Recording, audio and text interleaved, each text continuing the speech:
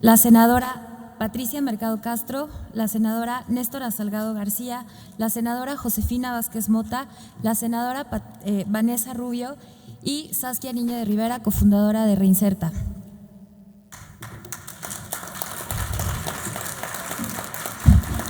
También nos acompaña en la mesa el doctor Ricardo Peralta Saucedo, quien dará inauguración a la presentación de este estudio. Muchas gracias, doctor.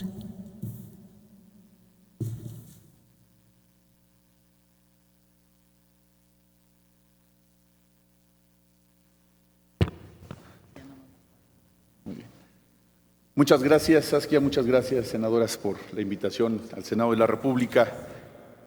Esta presentación, sin duda, es no solamente el parteaguas a nivel nacional de un tema del que se dejó de escribir hace cuando menos 40 años en nuestro país. Yo, cuando me refiero a la comunidad penitenciaria en nuestro país, hablo de la comunidad menos visibilizada y más estigmatizada, no solamente estando privados de su libertad, sino cuando la obtienen por cualquier causa.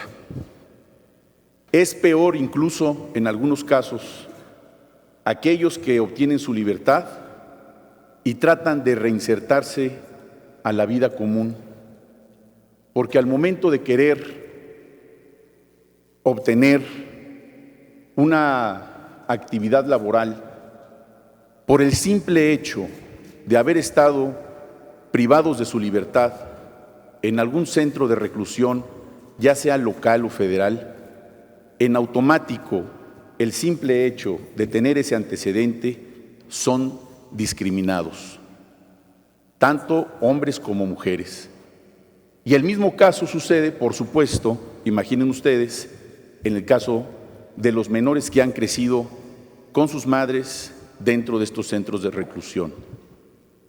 La comunidad penitenciaria tiene que ser visibilizada, aún no teniendo derechos políticos. El único bien jurídico tutelado que no tienen las personas privadas de su libertad es precisamente la libertad.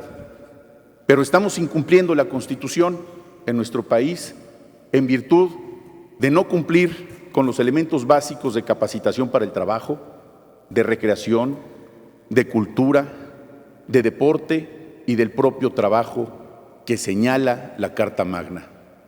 Hemos sido omisos durante décadas en contra de esta comunidad penitenciaria que no solamente tiene que ser visibilizada y que esta ocasión, en este diagnóstico que se presentará y que es importantísimo para que todos ellos encuentren no solamente un espectro visual a nivel nacional, sino que también encontremos en ello la aplicación de experiencias internacionales de cómo podemos hacerlo en México y que esta comunidad penitenciaria, de nueva cuenta en nuestro país, encuentre la oportunidad, no solamente adquiriendo su libertad de nuevo, que tengan una vida plena en libertad y en compañía del resto de la sociedad mexicana. Con la ley de amnistía que hoy se discute en el Congreso de la Unión, precisamente tiene que ver con este tema. Por supuesto, como ustedes saben, la ley de amnistía, contemplada en la propia Constitución, no da la oportunidad de que aquellas personas que estén procesadas por delitos contemplados en la propia Constitución, en el catálogo de delitos relacionados con la prisión preventiva oficiosa, tengan el beneficio de la libertad. Me refiero, por decir algunos de ellos, homicidio, secuestro, trata de personas, etcétera. Sin embargo, tiene una misión doble desde el punto de vista de justicia social: beneficiar a todos aquellos que no tienen la posibilidad económica de pagar una fianza y obtener su libertad, y otros más que, teniendo un origen indígena y hablando alguna lengua distinta a la del español, están siendo procesados sin haber tenido un intérprete en el momento oportuno de su proceso. Entre otros más que hayan cometido un delito sin violencia y que sean primodelincuentes. Y esto va también de la mano con estos menores que se encuentran dentro de estas prisiones, que son los presos más inocentes. tienen que ser visibilizados, tienen que ser dignificados. Y felicito a Saskia y a toda la organización y por supuesto al Senado de la República en principio por esta iniciativa, y que esto no sea una vez cada 6 meses. De esto y de otros temas se tienen que hablar en el país, se tienen que abrir nuevos debates en el país, aunque sea para algunos hipersensible el escucharlos. Tenemos que ser menos sensibles y debatir en este país que requiere reconocer las realidades que todos vivimos. Muchas gracias.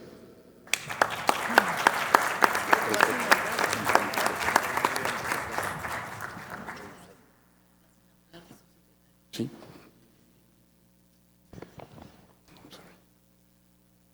Pues siendo las 10:15 horas del día 1 de octubre del 2019, damos por inaugurado la presentación de este foro y diagnóstico que va a visibilizar a los niños de mujeres y hombres privados de su libertad. Muchas gracias.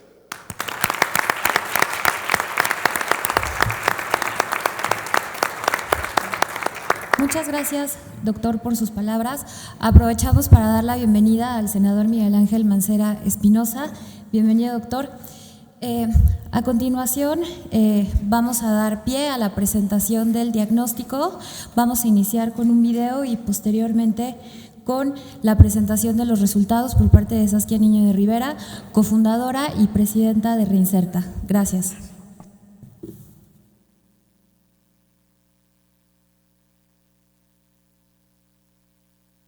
El cielo estaba azul, la casa llena, y de repente aquel sonido en la puerta, todo lo cambió. Gabriela fue detenida violentamente frente a su hija, unos meses después de enterarse de que Carlitos estaba en camino. Era sexoservidora. Lo hacía para mantener a la pequeña Ana y a su futuro hijo, pues Alfredo, su pareja, ya estaba en prisión. Desde entonces, nada ha sido igual. A Alfredo le faltan más de 30 años de cárcel por ser cómplice de un homicidio y todavía no ha podido conocer a Carlitos. Casos como los de Gabriela y Alfredo son más comunes de lo que crees. La mayoría de las mujeres privadas de la libertad también tiene a su pareja recluida. El 70% de ellas se embaraza dentro del centro y a más de la mitad no se le proporciona ningún tipo de protección en sus visitas conyugales. A pesar de que Gabriela no formó parte de ese grupo, su embarazo fue complicado. No tuvo acceso a ginecólogos y a la hora del parto tuvo poca ayuda médica. Carlitos, al igual que los más de 400 niños y niñas en prisiones en México, fue vulnerable. Creció sin la atención médica necesaria, ni espacios para desarrollarse. Siempre tuvo miedo de ser violentado, incluso por su propia madre cuando no tenía las herramientas para educarlo. Sin pañales ni suficiente comida, Carlitos estuvo entre rejas los primeros 3 años de su vida, sin conocer el mundo exterior, los animales, colores, juegos ni educación. En el 90% de los casos, los centros no proporcionan los productos básicos para cubrir las necesidades de las y los niños en su interior. Tampoco hay privacidad ni se sienten seguros. Incluso la vida de Carlitos fue amenazada por una de las compañeras de celda de su madre, quien dijo que iba a asesinar al pequeño si no paraba de llorar por las noches. Por eso Gabriela, asustada, nunca se despegó de él, sacándolo muy pocas veces de su celda por miedo a lo que le podría suceder. Entonces Carlitos, con casi 1 año de edad, todavía no podía caminar. 6 de cada 10 hijos o hijas de mujeres privadas de la libertad viven con algún familiar. Hoy, Ana forma parte de la estadística. Creció tan vulnerable como su hermano, junto a su abuelita, sin recursos y sin sus padres, quienes siguen internados en reclusorios. Vive en un barrio violento, lejos de su escuela y en soledad. A sus 7 años está molesta con el mundo, especialmente con sus papás. Cada vez que va a visitar a su madre, se aterra al entrar a aquel oscuro lugar lleno de guardias que la revisan y de otras mujeres que no la dejan de mirar. Solo puede ir cada 3 meses. No hay dinero y tampoco tiene muchas ganas de visitar, a pesar de que su mamá desde el reclusorio envía algo de lo que gana por las artesanías que aprendió a realizar. Gabriela es de las pocas mujeres que ha logrado conseguir una oportunidad de trabajo dentro de prisión. Años después, Ana sigue enfrentando una dura realidad sola, sin amigos y casi sin familia. Falta a la escuela, no escucha a su abuela e ignora las cartas de su mamá. Su vida, una vez más, está a punto de cambiar radicalmente. En una de las visitas obligadas a la cárcel, Gabriela le acaba de decir: saldrá tu hermanito, ya por su edad, tú lo tienes que cuidar. Un completo extraño que está unido a ella por lazos inquebrantables. Pero, mamá, ¿qué voy a hacer sin ti? ¿No puedes venir tú también?, dijo preocupada Ana. Los niños son el futuro, y Reinserta les ayuda a construirlo dentro de las cárceles. Ingresa a www.reinserta.org y lee cómo todos podemos ayudar.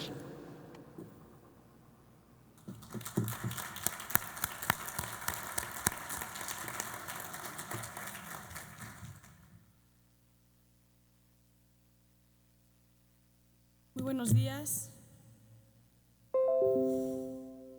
Muy buenos días a todas y a todos. Gracias por estar aquí el día de hoy. ¿Me escuchan bien? Si me despego tantito el micrófono, sí.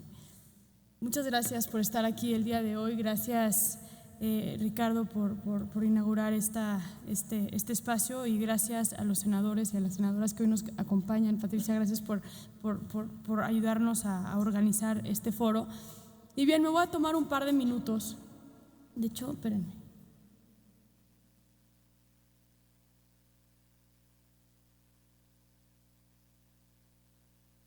Voy a tomar un par de minutos para platicarles un poco lo que han sido estos últimos 6 meses, donde el equipo de Reinserta, que hoy está aquí presente, hemos estado viajando a 9 centros distintos del reclusorio del país para…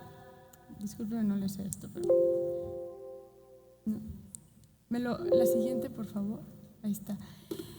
A 9 diferentes centros del país donde hemos estado platicando, trabajando y encuestando a las mujeres privadas de la libertad y a los hombres privados de la libertad con preguntas muy básicas que tienen que ver con sus hijos, tanto los que viven adentro de la cárcel, las mujeres que están embarazadas, pero también aquellos que viven afuera. Y este año, a diferencia del 2017, donde presentamos el primer estudio de maternidad, también incluimos la paternidad. Hoy en día se está hablando muchísimo sobre la equidad, sobre la paridad de género, y consideramos también que la responsabilidad que tenemos como mamás por ser mujeres es la misma responsabilidad que le toca al hombre al momento de decidir ser papás o el momento que se vuelven papás. Entonces, les voy a hablar tanto de la maternidad como de la paternidad. Solamente para englobar un poquito, Reinserta está enfocado en romper los círculos de violencia.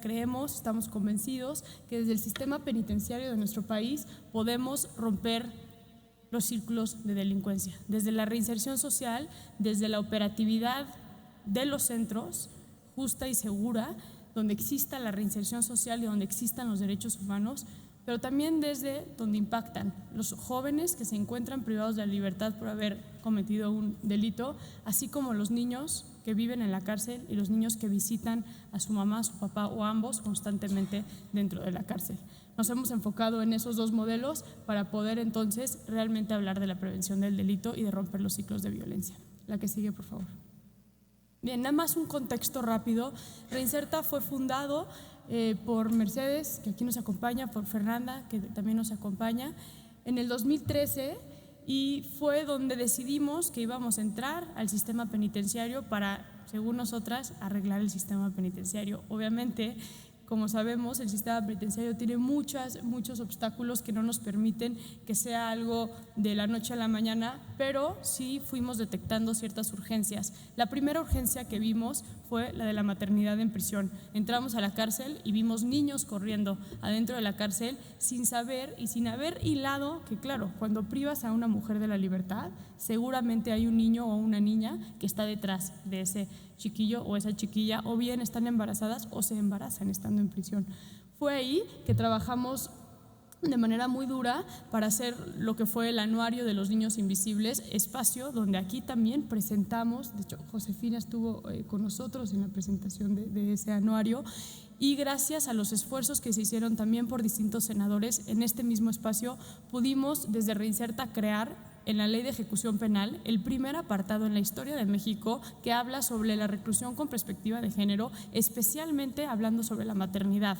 Algo que nosotros vimos era que los niños dentro de prisión estaban completamente invisibilizados y que quisimos dar mucho juego a no son niños invisibles y deben de estar contemplados cuando hablamos del sistema penitenciario. Salió en el 2016 la Ley de Ejecución Penal y ahora sí, manos a la obra, dado a que Reinserta tuvo que meterse a presionar para que se cumpla la ley en los diferentes estados. Gracias a Adriana Villarreal, que vamos a estar escuchando de ella en un ratito, fuimos creando un modelo único a nivel internacional sobre cuál es el trabajo que se tiene que hacer con estos niños privados de la libertad. Son niños que muchas veces no ven ciertos colores, no salen de sus celdas, nunca han salido de la cárcel. La contención de la cárcel es una que desafortunadamente cuando salen al mundo no tienen esa misma contención. Entonces, ¿cómo vas trabajando con estos niños para ir saliendo? Estuvimos trabajando fuerte con Adriana y con el equipo de Niñez y Prisión para poder crear este modelo que puede ser replicado a nivel nacional y a nivel internacional con estos niños que se encuentran en estas condiciones. En el 2018 ganamos una convocatoria con el gobierno de Canadá, quien nos patrocinó y nos dio un fondo para que pudiéramos ahora sí medir el impacto y trabajar para la creación de este mismo modelo que les estoy comentando. La que sigue, por favor. Aquí creo que ya lo tengo. No, la del mapa, porfis. Está perfecto. Pues bien, como les platiqué, aquí les enseñamos con cuántas mujeres. Estuvimos trabajando con más de 1,000 mujeres y con casi 2,000 hombres privados de la libertad que son papás, que son mamás de menores de 18 años. Los centros en los que estuvimos trabajando son Quintana Roo, Tabasco, Puebla, Guerrero, aquí en la Ciudad de México, Estado de México, Sinaloa, California Sur, Baja California Sur y Nuevo León y Tamaulipas. Los números que ven sobre el mapa, de los costados del mapa, son la calificación que la Comisión Nacional de Derechos Humanos, la visitadora Ruth Villanueva, que aquí nos acompaña y que estará también platicando en unos momentos, es la calificación que ellos le han dado. Fue un estudio muy simbólico porque sin querer, la verdad, nos topamos con los penales más complejos. Y ahorita les voy a estar contando algunas anécdotas para ilustrar un poco lo que vivimos cuando estuvimos viajando por la República, pero fuimos a penales que se encuentran en condiciones delicadísimas, que tienen niños, que están albergando niños y que desafortunadamente viven en condiciones muy, muy, muy precarias. Le damos a la que sigue, por favor. Nos regresamos a esta. Bueno, como bien lo dije, el estudio, el diagnóstico consta de 2 partes, el cuantitativo y el cualitativo.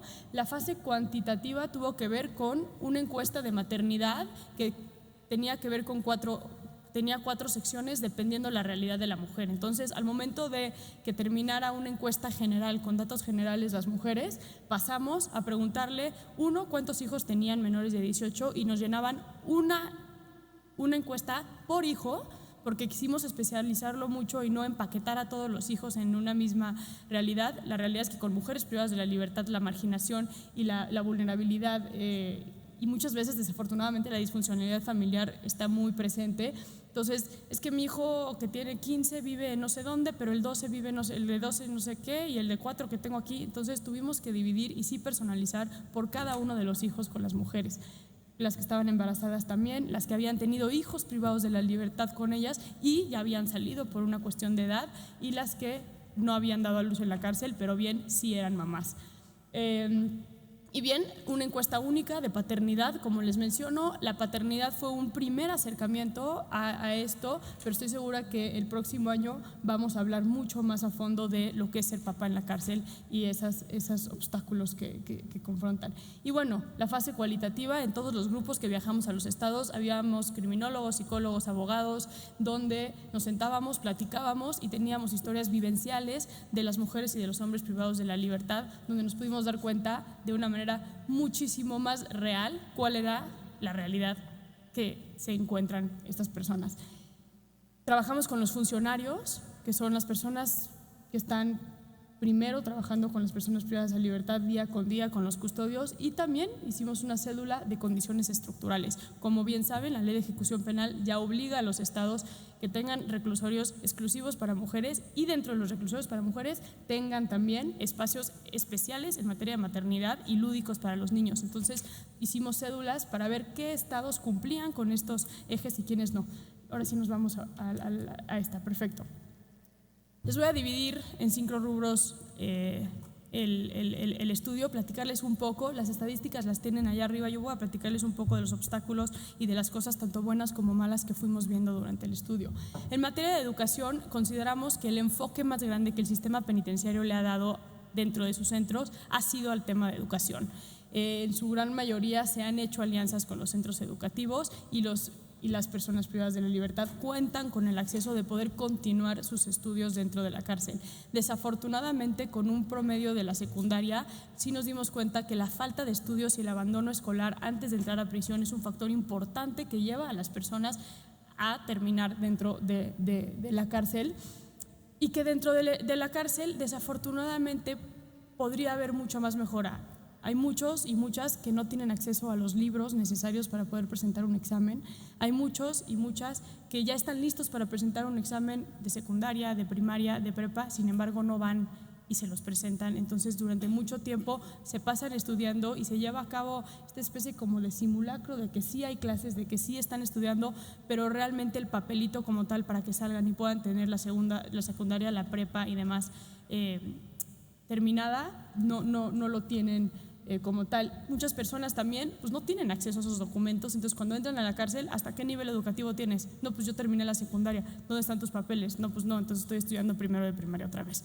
Entonces se vuelve como un tema de ver cómo le hago para pasar el tiempo, más que realmente me estoy enfocando de manera individual en que para ti, Juan, María, Pedro, Eugenia, Eugenio, lo que sea, es lo que tú necesitas para poder aprovechar la máximo tu sentencia aquí adentro, ¿no? Eso es algo que vimos. Y bueno, obviamente el acceso de las mujeres en penales mixtos a las áreas de educación son muy limitadas porque tienen que pasar en su gran mayoría de los casos por las áreas de los hombres para que entonces puedan estar en un aula, y eso muchas veces pues, no está la custodia que las lleva y demás, entonces no pudieron presentar el examen, no pudieron ir a la clase y lo que sea. La que sigue, por favor. En trabajo, que también es uno de los ejes que mandata el artículo 18 constitucional, uno de los grandes obstáculos que vimos igual para las mujeres es no tienen acceso a áreas de trabajo. En los penales mixtos el gran problema que tienen es que meten a las mujeres dentro de dormitorios adentro de los de hombres, y las áreas comunes que necesitan, ellas no tienen acceso a ellos. Entonces muchas mujeres se dedican a artesanías que las pueden hacer desde su celda o en algún espacio común que hayan ellas medio ahí inaugurado, pero realmente no hay un penal que cuente como tal con un tema industrial que les dé trabajo fijo con una empresa o que les dé posibilidades externas. Santa Marta Catitla tiene, consideramos nosotros, esto muchísimo más evolucionado. Tienen varias oportunidades que tienen que ver con repostería, de creación de uniformes, de costura y demás. Y, por ejemplo, el esfuerzo en el Estado de México de tener una fábrica de FOMI para las mujeres es valiosísimo, pero igual por los espacios, lo tóxico que es el FOMI tiene a las mujeres y a los niños constantemente pues, intoxicados, lo cual tenemos que considerar. No puedes tener a 40 mujeres dentro de un espacio quemando, cortando y armando FOMIs, porque el olor y demás es dañino para ellas y para los niños también. Los hombres tienen mucho más acceso a estos espacios donde pueden tener oportunidades industriales y de trabajo, y tienen mucho más oportunidad de entonces usar ese dinero para recibir visitas. Mucha gente me pregunta, ¿por qué hay tanto abandono con las mujeres? Es que tiene que ver con esto. A una mujer o a un hombre le cuesta alrededor de 500 pesos visitar a su familiar adentro de la cárcel, a su familiar mujer, y si yo, estando privada de mi libertad, no tengo acceso para regresar ese dinero y si me vuelvo un costo para mi familiar, eventualmente me van a dejar de visitar. Algo que vimos, por ejemplo, en la penitenciaría de la Ciudad de México es que los días de visita están tan llenos que se han hecho que el changarro de la hamburguesa la maneja hasta la esposa del que está privado de la libertad, y tú hablas con la esposa y te dice, pues yo martes, jueves, sábado y domingo aquí estoy y de esto comemos mi esposo y yo y mis hijos. Entonces, es más, ya se vuelve un tema de si mi hijo sale, nos quedamos sin trabajo, ¿no? Entonces, hay mucho más acceso con los hombres al trabajo, que esto es algo que se tiene que considerar cuando hablamos de reclusión con perspectiva de género, porque como lo vamos a ver ahorita, muchas de las mujeres, más del 50% de las mujeres eran el sustento económico de su familia y de sus hijos, lo cual nos deja la incógnita de ahora quién se hace cargo de esos niños. La siguiente, por favor. Familia y pareja. Este es un tema muy delicado porque tenemos a mujeres adentro de la cárcel abandonadas que están volviendo a ser familia adentro de prisión, mujeres que están volviendo a casarse adentro de la cárcel y hacer familia por el mismo abandono. Tenemos a las mujeres adentro de prisión que no tienen acceso a anticonceptivos, entonces se están embarazando y no necesariamente porque quieran, sino que también la deuda con estas mujeres de que el hombre les siga dando para el gasto, por ejemplo, implica de que vayan a su visita conyugal. Fue bien interesante, pero hay muchas mujeres privadas de la libertad que ya ni siquiera quieren estar con su pareja, pero depende de que se suban al camión los lunes o el día que les toque la visita conyugal y se vayan al reclusorio de los hombres para que les den para el gasto, y eso desafortunadamente implica una posibilidad de embarazo, cuando más del 50% de las mujeres nos dicen no haber tenido acceso alguno a un anticonceptivo, lo cual es una urgencia que vemos de forma, una urgencia, ¿no? También aquí es muy importante que el mismo factor de las mujeres que no tienen acceso a espacios de salud, una mesa ginecológica, por ejemplo. Si tú estás en un penal de hombres donde un dormitorio es para mujeres, no necesariamente tienes un ginecólogo que pueda estar viendo a la mujer. Nos topamos con mujeres que llevaban 7, 8 meses embarazadas y nunca habían estado revisadas. No sabían si su hijo estaba bien o su hija estaba bien, mal, no tenían ninguna certeza. Incluso nos topamos con muchos casos donde muchas personas ni siquiera sabían con certeza cuántas semanas de embarazo tenían. Y bueno, todo lo que esto conlleva. Los hombres, a diferencia, vimos que tienen mucho más acceso a visita. La gran mayoría de los hombres, su pareja no está privada de la libertad, cuando el de las mujeres, su pareja sí está privada de la libertad, y ellos pues, cuentan con ese apoyo. Tú vas a un reclusorio y algo que vimos mucho en días de visita es las filas para entrar a un reclusorio de hombres son enormes, de mujeres. Cuando estás en el área de mujeres, las filas son miniatura y normalmente son de la mamá o del papá o de alguna hermana o amiga o amigo que visitan. Pero realmente las mujeres son doblemente abandonadas adentro de prisión y son doblemente victimizadas. ¿Por qué? Porque como hombre no me conviene tener una mujer en la cárcel porque yo llego a mi casa y no tengo el quehacer hecho, no tengo la comida hecho, mis hijos no están bañados, nadie los llevó a la escuela, nadie les ayudó con la tarea, entonces termino y prefiero encontrarme a otra mujer, y eso es como muy importante mencionarlo. La que sigue, por favor. Bien, en cuanto al perfil delictivo, nos dimos cuenta que hay una correlación muy grande entre, por ejemplo, en Guerrero, la pobreza, el robo y la cantidad de mujeres privadas de la libertad, lo cual nos hace también pensar que las mujeres, cuando son más de 50% que mantienen a sus familiares, están en la cárcel por un tema de robo, habría que valorar si estaban robando por una necesidad de hambre o bien de poder proveer por su familia. El delito más común, sin duda, es un tema de narcotráfico y de narcomenudeo, pero también homicidio y secuestro están como muy, muy pendientes. Aquí, otra vez, en materia de género, no dimos con una sola mujer líder de una banda de secuestradores. Siempre era la que cuidaba a la víctima, la que era esposa de, la familiar de. Santa Marta incluso tenemos toda una familia, hermanas, sobrino, esposa, y el esposo estuvo en la cárcel un par de días, quien era el cabeza de los secuestradores, y ellas tienen sentencia de 50 y tantos años, lo cual es como muy importante también mencionar. Y bueno, como bien lo sabemos, 3 de cada 10 hombres tienen el delito de robo, luego homicidio, violación y además secuestros es el delito como más común. Esto también nos habla de una urgencia porque cada vez más estamos desde estos espacios legislativos subiendo las penas para las personas privadas de la libertad, lo cual pone en una incógnita si la reinserción social es viable, no es viable en nuestro país, cuando estás hablando de penas que sobrellevan los 80, 90, 100, 150 años y que estas personas van a estar allá adentro. Otro tema en cuanto a perfil delictivo, del cual ahorita voy a hablar en las recomendaciones, también tiene que ver con la falta que hay en perfiles delictivos con la creación de un vínculo familiar. Tenemos muchas mujeres en prisión que están en la cárcel, por ejemplo, por haber matado a sus hijos, y estando en la cárcel se vuelven a embarazar y no hay ningún control alguno legislativo que determine no solamente si pueden o no pueden embarazarse, pero que haya una alerta de alguna manera, que sepamos que igual y tiene un perfil criminal o un perfil violento esa persona privada de la libertad y que la niña o el niño puede estar en peligro. En los últimos 5 meses en la Ciudad de México el DIF ha quitado a 5 niños del penal de Santa Marta por temas de violencia de género, y esto es algo que no se ve en los otros, no es algo que se ve en los otros espacios. La que sigue, por favor. Me parece que acaba de llegar el senador Ricardo Monreal, entonces para que lo pasemos. Ahorita. Rápidamente nada más, en materia de proceso jurídico, esto es un tema delicadísimo. Las mujeres están expuestas de una manera terrible al momento de estar arrestadas a que no tengan acceso. Historias de terror en cuanto a, yo estaba en mi casa a las 4 de la mañana, llegaron unos tipos encapuchados, armados, reventaron mi casa en absoluto y tenía a mi hija de 4 años y a mi hija de 6 años dormidas. Las agarraron de los pelos, las pusieron enfrente de mí y me golpearon hasta que me hicieron firmar unas hojas en blanco, amenazándome con que le iban a hacer lo mismo a mis hijas si no firmaba yo una hoja en blanco que terminó siendo una declaración donde yo me inculpaba en el delito de secuestro y hoy tengo una sentencia de 64 años.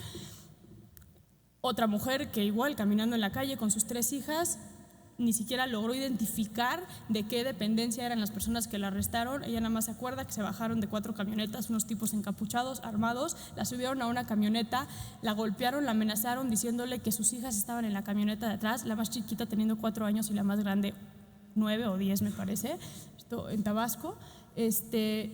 La obligaron a hacerle sexo oral a uno de los policías diciéndole que a la hija le estaban haciendo lo mismo, le ponían constantemente grabaciones de sus hijas llorando, pidiéndole ayuda. Ella no fue hasta 3 semanas después porque la tuvieron arraigada en una casa sacando la información, que pudo llegar al reclusorio y estando en el reclusorio pudo hablar con la mamá y decirle: mamá, mis hijas, llevo 3 semanas sin saber de mis hijas, nadie me ha dado razón de mis hijas, y los policías decidieron dejar a las hijas en la calle. Y las hijas de suerte pudieron correr y regresar a su casa, pedir ayuda y regresar a la calle, pero lo que vimos en este ambiente es que no hay un protocolo administrativo para los policías y las policías y las dependencias que están encargadas de esta parte, donde diga qué pasa si arresto a una persona y hay un niño por medio, qué pasa si tengo a quién se lo entrego, cómo hago si está el niño aquí, si está embarazada, las mujeres embarazadas. Casos de terror donde muchas han perdido por las golpizas a sus bebés, por las golpizas que se les dan al momento de ser arrestadas. Y bueno, la cero perspectiva de género que hay al momento de arrestar. Más del 80% de las mujeres no tuvieron acceso a toallas sanitarias cuando los estaba bajando y demás. Entonces consideramos urgente este tema.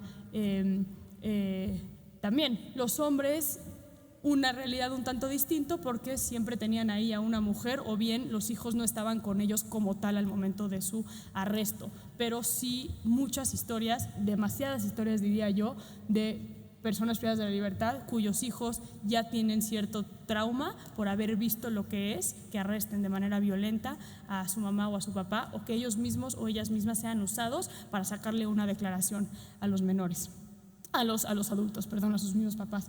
La que sigue, por favor. Ok, en cuanto a la maternidad en prisión, 5 de cada 10 mujeres no tienen acceso a, como ya lo dije, a una atención médica durante su embarazo. 83% de las mujeres privadas de la libertad tienen un bebé menor, 1 o 3 bebés menores de 18 años. Esto es un mundo porque nos hace cuestionarnos dónde están esos niños y qué hacen esos niños. Desafortunadamente muchos, por ejemplo, han tenido que abandonar la escuela porque las historias son, pues, mi hija está con mi hermana, pero mi hermana tiene 4 hijos y ya pues con las mías o con la mía ya no puede solventar todos esos gastos, y más por la falta de acceso al trabajo que tienen estas mujeres. Entonces ya no tienen ellas para darle dinero a sus familiares. Y una cosa bien interesante donde nos hace pensar más en la paternidad es que nos topamos todo el tiempo con hombres que no sabían cómo se llaman sus hijos, cuántos años tienen sus hijos o cuándo nacieron sus hijos, ¿no? Entonces ahí también la cultura machista nos hace cuestionar esa parte, ¿no? Y desafortunadamente también, por último desafortunadamente también muchas mujeres que no tuvieron el acceso adecuado a las áreas médicas cuyos bebés nacieron con estrés fetal y tuvieron problemas neuronales cuando los niños realmente venían perfectamente bien. La que sigue, por favor. Bueno, aquí lo más importante es que en México no existe un solo programa, no hay un solo estado que ha alzado la mano a decir yo voy a hacer un programa, yo voy a trabajar con los niños cuyos papás están en prisión. Los niños tienen acceso a las cárceles en días de visita, las niñas y los niños tienen acceso con sus mamás, técnicamente como lo marca la ley de ejecución penal, al momento, los menores de 12 años, al momento que ellos o ellas quieran, sin necesariamente tener que seguir el protocolo de los días de visita y la vestimenta de la visita. No hablamos con un solo custodio que sepa de esto o que sepa qué hacer si un viernes, que no es día de visita, le toca a la puerta a un niño de 5 años que quiere ver a su mamá. No hay el acceso, no hay como esa coordinación y ya lo marca la ley de ejecución penal. Entonces se necesita mucha capacitación para las personas que están encargadas de estos centros penitenciarios, que puedan tener esa sensibilidad de fomentar el vínculo afectivo materno y paterno infantil. Otra cosa también, y con la coyuntura del cierre de Topo Chico de ayer, en el 2016 nos tocó intervenir a Mercedes y a mí en un niño que mataron de 2 años adentro del Topo Chico. Una realidad hoy en México es que no hay un solo reclusorio en México que tenga áreas exclusivas para niños que visitan a sus papás. Entonces tú entras al centro y te encuentras conversaciones de niños de 7, 8, 9 años sobre secuestro, sobre homicidio, sobre violación, sobre qué papá es más chingón, y digo chingón porque literalmente usan esas palabras, que el otro, porque uno mata, pero el otro viola, pero el otro secuestra. Están teniendo relaciones sexuales en los patios por el mismo hacinamiento, están fumando marihuana, están fumando piedra y los niños están todo el tiempo ahí presentes. Entonces, algo que ya lo marca la ley de ejecución y que es urgente que implementemos es áreas exclusivas. Si hay un motín, si hay una riña, tenemos que poder sacar a los niños menores de 12 años, por lo menos, de los centros de reclusión como prioridad, y hoy no hay un solo centro en México que pueda hacer eso. Entonces, eso es importante. Gracias. Eso es muy importante y vamos a la que sigue. Bueno, temas de paternidad en prisión creo que ya los he tocado. Hay muchos papás en prisión que son papás y que no tienen acceso a sus hijos. Hay un abandono absoluto en cuanto a los papás que tienen acceso o no tienen acceso a sus hijos, no se acuerdan cómo se llaman, cuándo nacieron, pero también las mamás se los quitan. Entonces, aquí fomentar mucho el tema de la paternidad en prisión, que ha sido completamente olvidado. Me voy a apurar porque sé que ya me estoy colgando para variar. Otra, por favor. Entonces, ya puntualmente las recomendaciones en temas de maternidad: es urgente que le exijamos a los estados que volteen a ver la ley de ejecución penal y que se cumpla con la ley de ejecución penal en cuanto a la reclusión con perspectiva de género y la maternidad y la paternidad en prisión. Necesitamos la infraestructura para que hayan espacios lúdicos para los niños adentro de la cárcel y que puedan tener visitas sanas, protocolos desde el arresto hasta qué pasa con un niño con pañal que visita un penal y lo llenan de droga, por ejemplo, que nos pasó también muchísimo. Mucho más acceso dentro de los penales a los papás, ambientes sanos y lúdicos. Vamos a la que sigue. Trabajar mucho más sobre programas de estimulación. Algo que nos pasó mucho es que tenemos que generar y legislar en cómo va a ser el proceso de un niño que entra a un sistema penitenciario. Hoy por hoy, un niño que sale de la cárcel, por ejemplo, pues la mamá dice: quiero que se vaya con mi amiga, con mi tía, con mi prima, o quiero que se vaya a esta casa hogar, y no hay como tal un lineamiento legislativo que rija y que le dé seguimiento a los niños que nacen en prisión y tampoco a los que se quedan afuera. Entonces, eso es bien importante, que los DIFs empiecen a tomar mando y las mismas procuradurías también lo hagan, y que se empiece a valorar los protocolos, los distintos protocolos en materia de derechos humanos para las personas privadas de la libertad y sus hijos. Priorizar también, si eres mamá dentro de prisión, no puede ser que sea más importante tu clase de italiano que la clase de desarrollo infantil, de jugar y criar, porque estamos repitiendo patrones de violencia y tenemos a niños en situación de violencia. Entonces tiene que regularse urgentemente el que los niños adentro de la cárcel tengan estos espacios donde se generen vínculos afectivos positivos y no estén violentados por su situación de reclusión. Y bueno, los protocolos que los dije: no pueden seguir habiendo arrestos donde los niños sean usados, donde las mujeres por las golpizas que reciben tengan que abortar o aborten espontáneamente, o donde no tengan acceso los niños a sus papás porque se usaron incluso para sacar declaraciones como tal. Vamos a la que sigue. Y por último y para terminar, es importante que garanticemos la efectividad de las políticas públicas en materia de reinserción, y estas deben de ser siempre concretas, medibles y siempre partir del principio de la corresponsabilidad institucional y garantizar siempre los derechos humanos de la menor y de los adolescentes por encima del de los adultos. Gracias.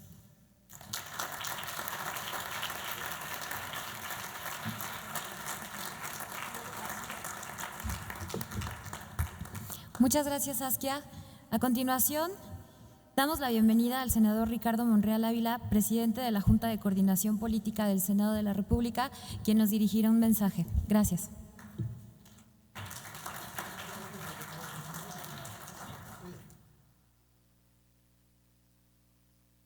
Buenos días.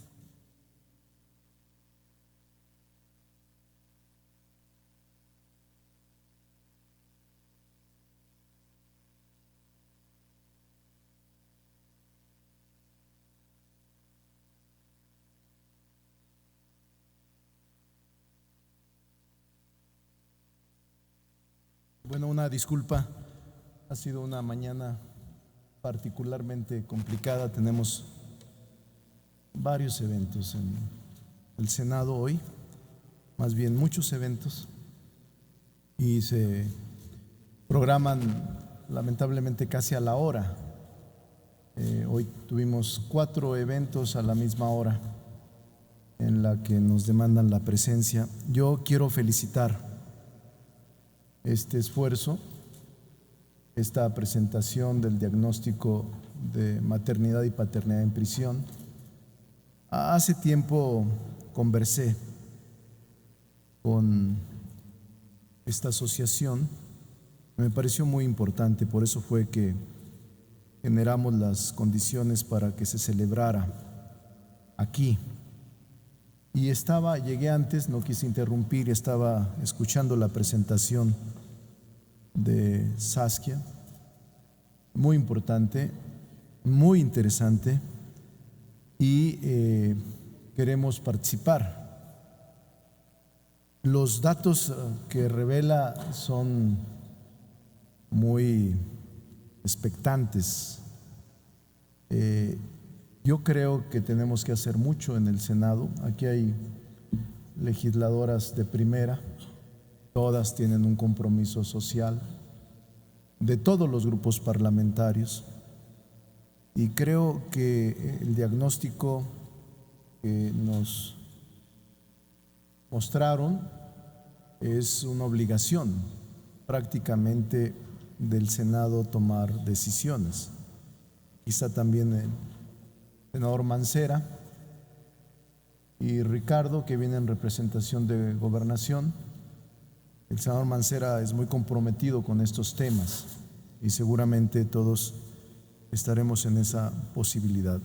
Yo le preguntaba a alguna gente del universo de niños que están en prisión porque sus madres o están procesándose o están purgando una condena, y me hablaban de cerca de 800 niños internos, más otra cantidad mayor de los que entran y salen, cerca de 5,000 mujeres procesadas por distintos delitos.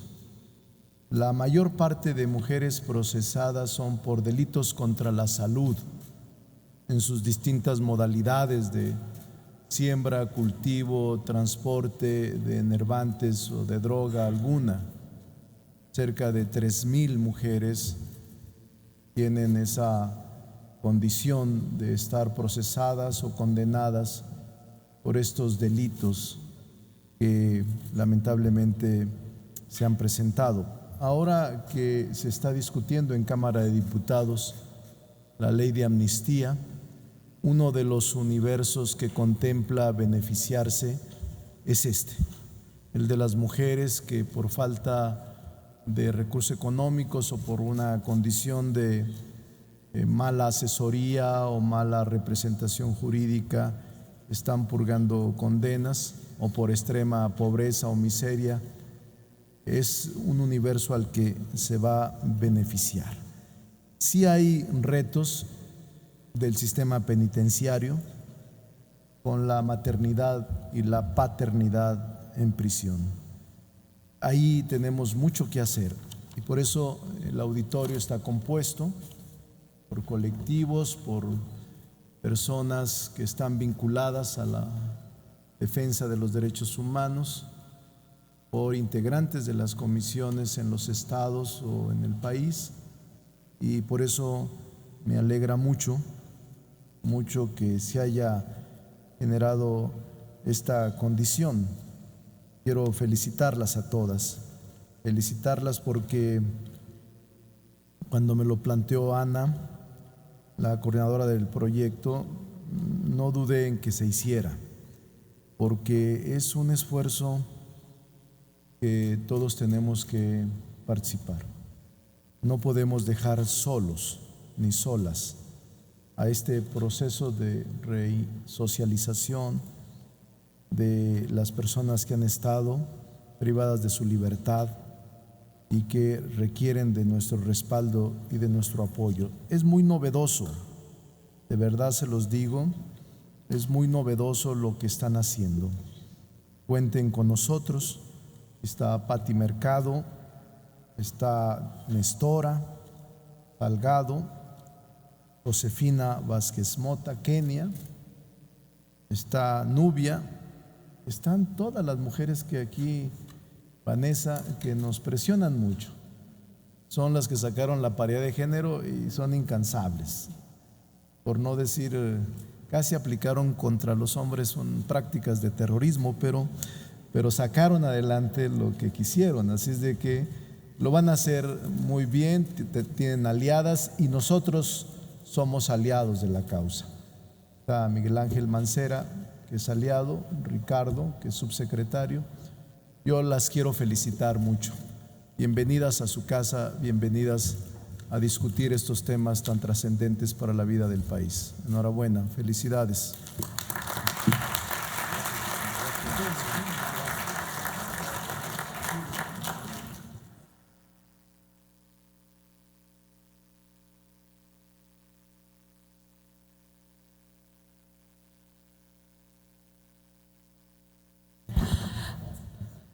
Muchas gracias al senador Ricardo Monreal. Vamos a dar 2 minutos para alistar el comienzo de la primera mesa, que es retos legislativos en el marco de los derechos de la niñez. Una disculpa, el canciller tiene presencia, pero creo que tuvo problemas serios con la salud de su padre, entonces tengo que otras 2 reuniones. Una disculpa y bienvenidos todos, todas. Gracias.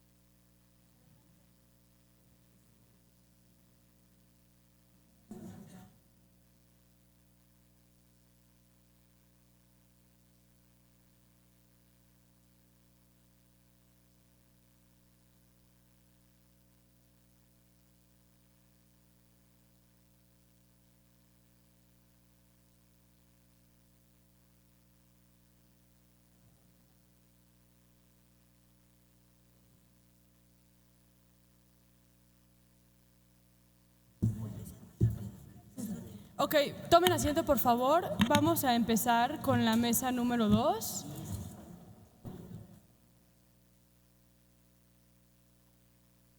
Ya estamos un poco sobre el tiempo, entonces vamos a ser un poco más estrictos con el reloj. Le doy la bienvenida a los senadores, ahora sí oficialmente, por estar aquí con nosotras y con nosotros hoy. Y vamos a empezar con esta primera mesa que va a moderar Manuel López San Martín.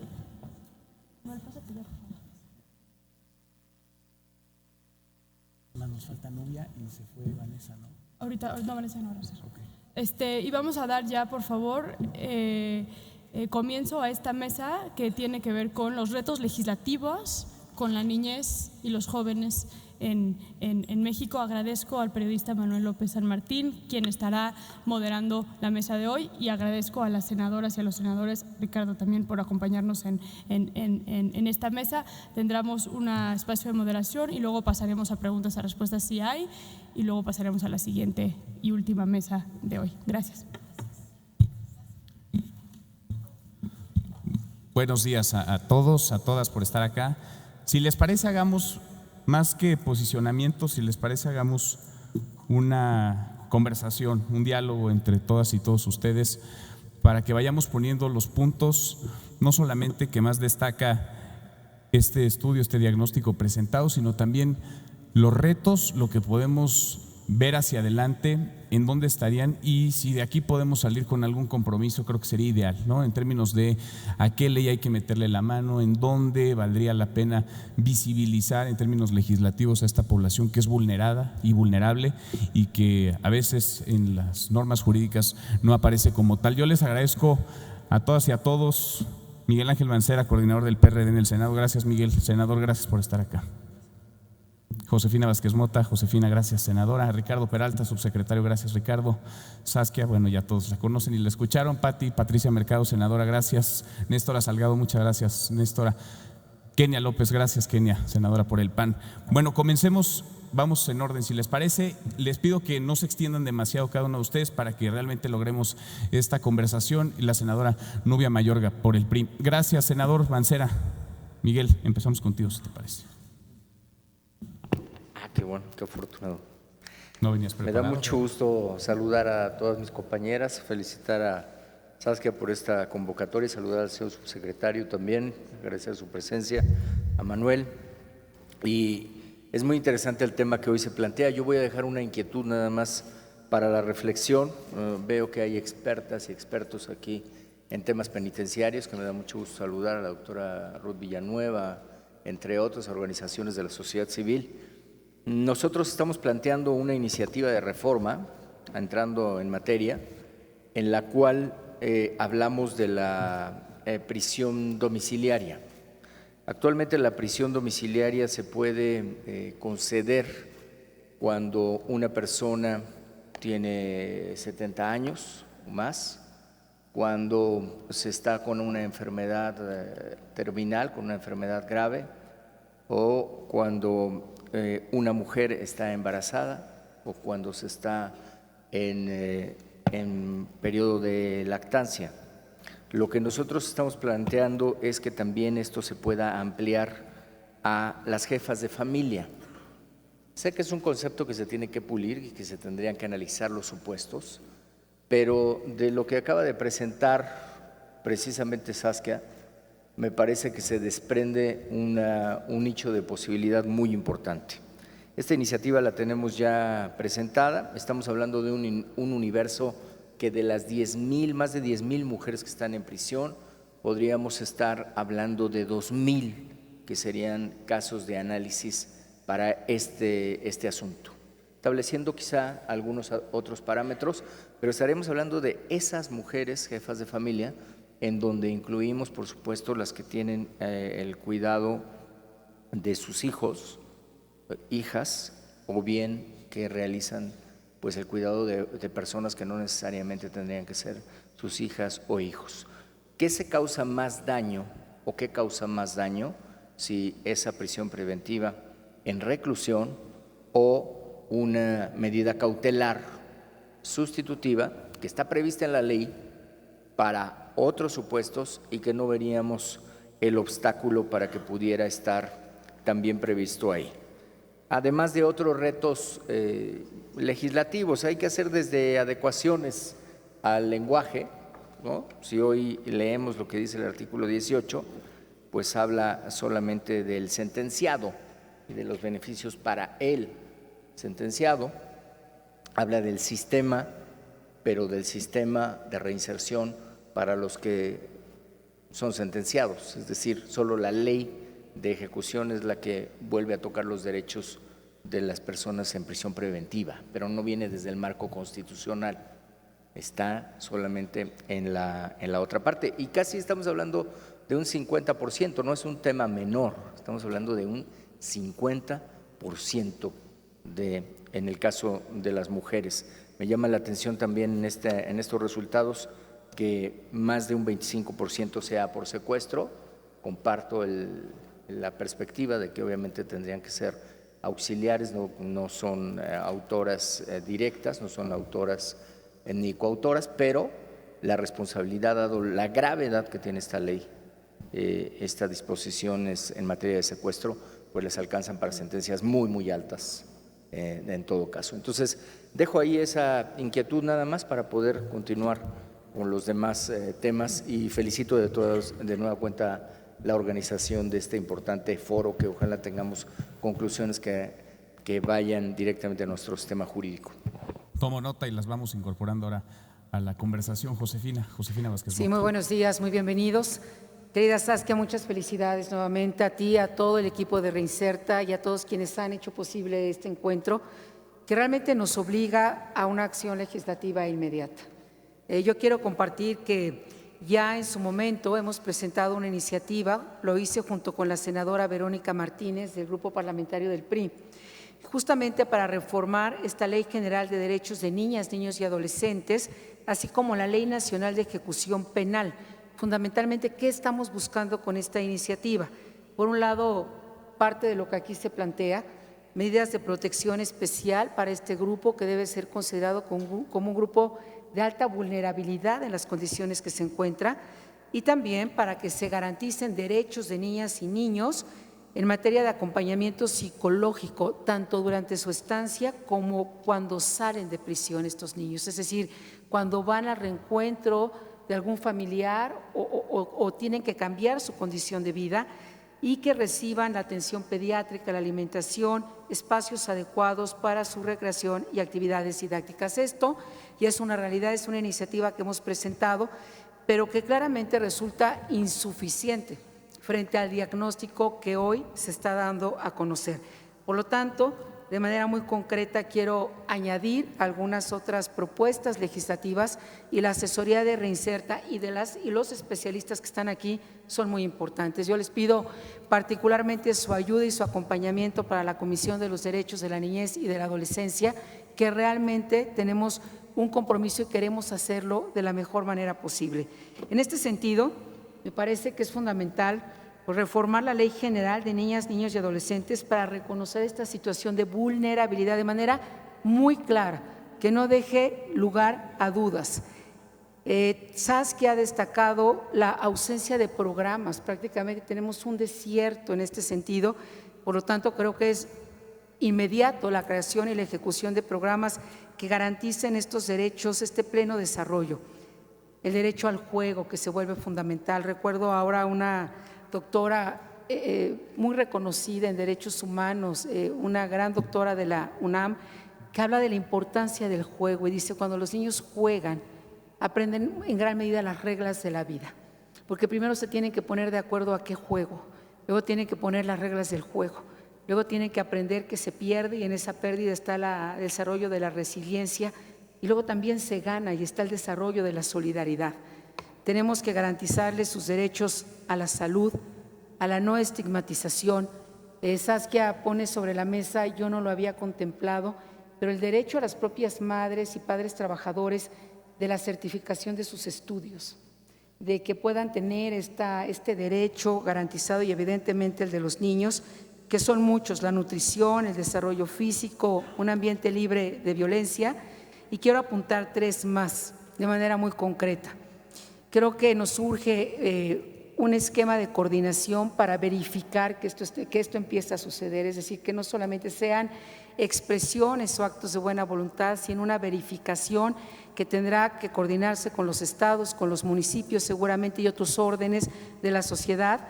Y 2 fundamentales, que es la creación de una base de datos de madres y padres que están en esta condición de prisión, que tienen sus hijos, y que para poder dar un seguimiento, si no tenemos una información sólida también, y las cifras, como lo señaló el senador Monreal, son tan variables o son tan distantes entre una fuente y otra, creo que el resultado tampoco será el mejor. pero también un registro de niñas, niños y adolescentes para dar el debido seguimiento. Y finalmente, como ya lo señaló también este diagnóstico, carecemos de protocolos de actuación.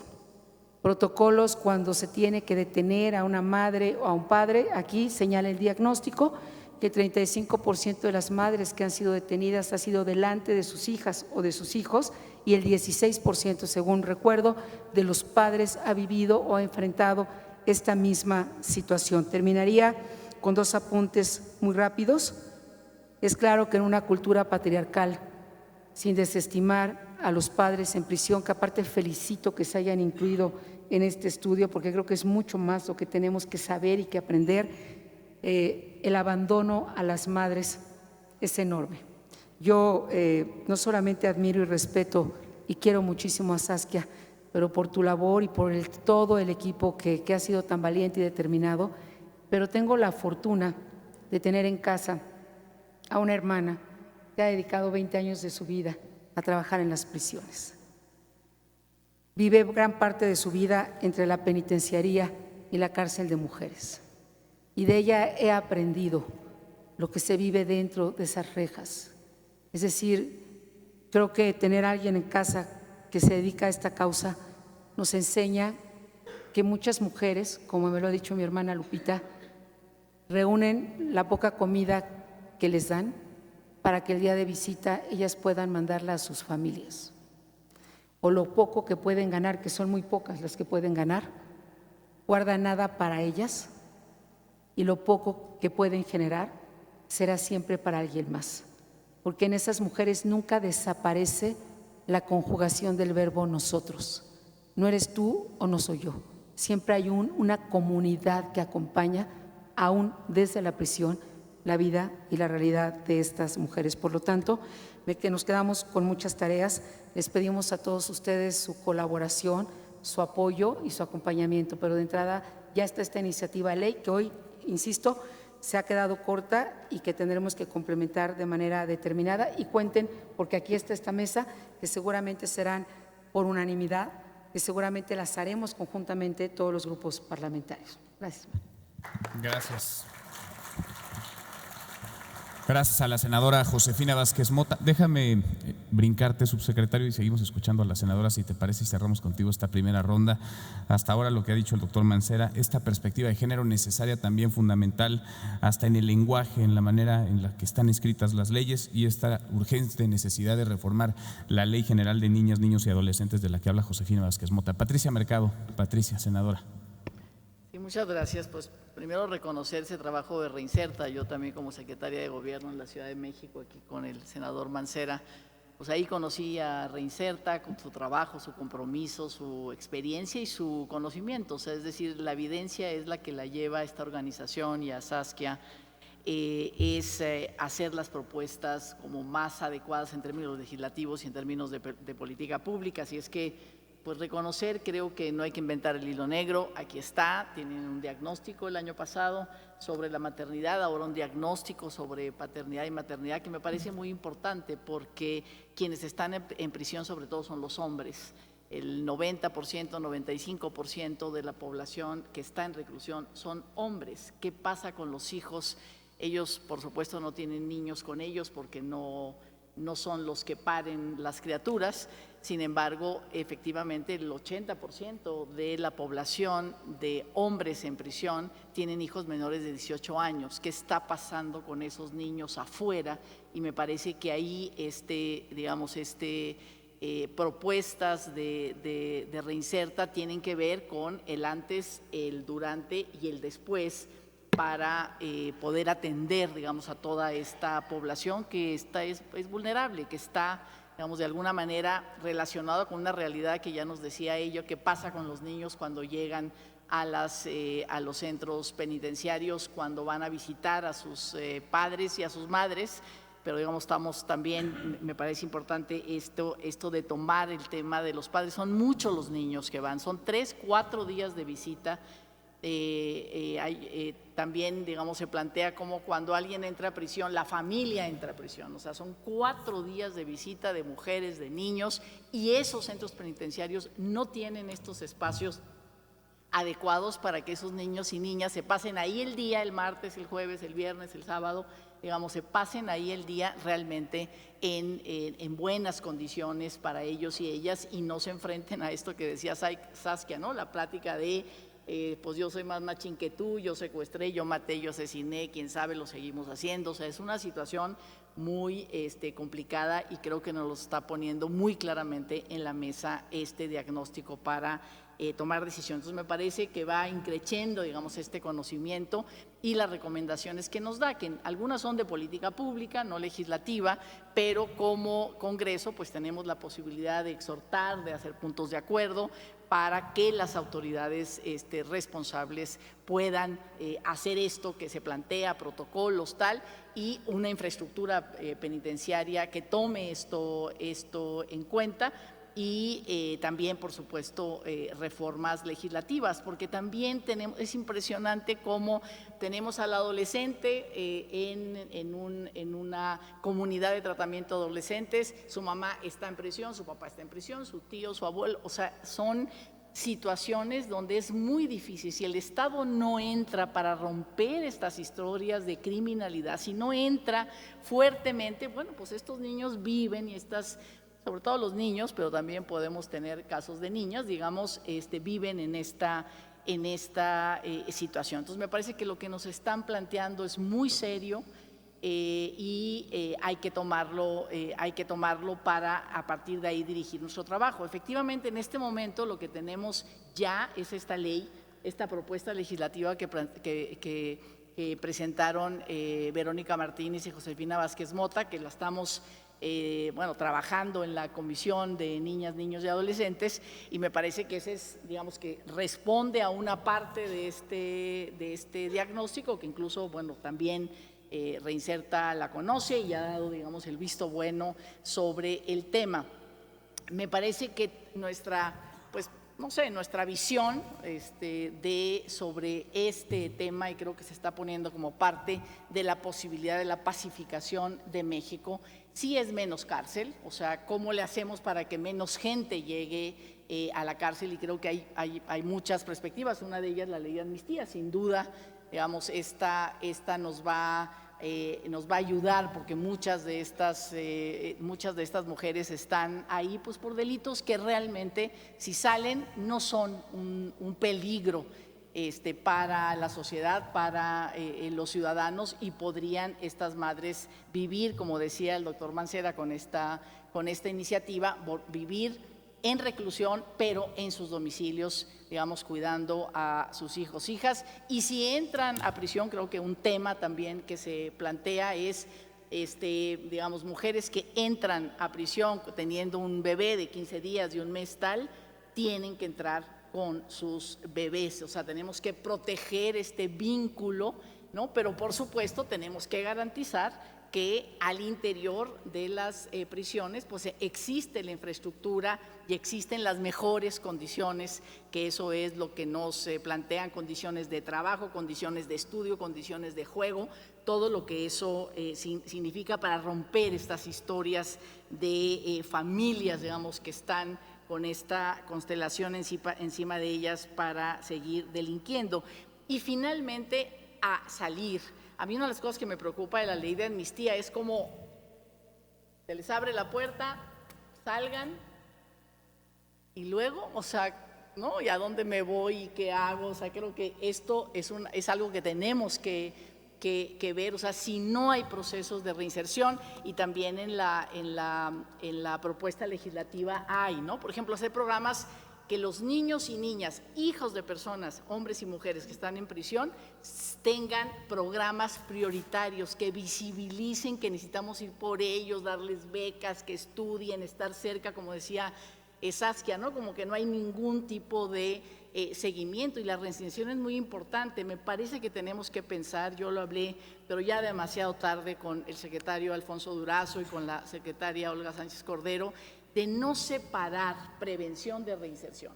Prevención se fue a Seguridad Ciudadana y reinserción se quedó en la Secretaría de Gobierno. La Secretaría de Gobernación es la instancia que coordina todo el gabinete. O sea, todo el gabinete pensemos en los hijos de las personas en reclusión y vamos viendo qué pone trabajo, qué pone educación, qué pone salud, que ya también el diagnóstico, digo, me parece impresionante que no tengan, o sea, no están la Secretaría de Salud metidos en las prisiones, por eso no hay esto que nos plantean de apoyo, digamos, y de servicios de salud ginecológicos para las mujeres que se embarazan, ni siquiera eso.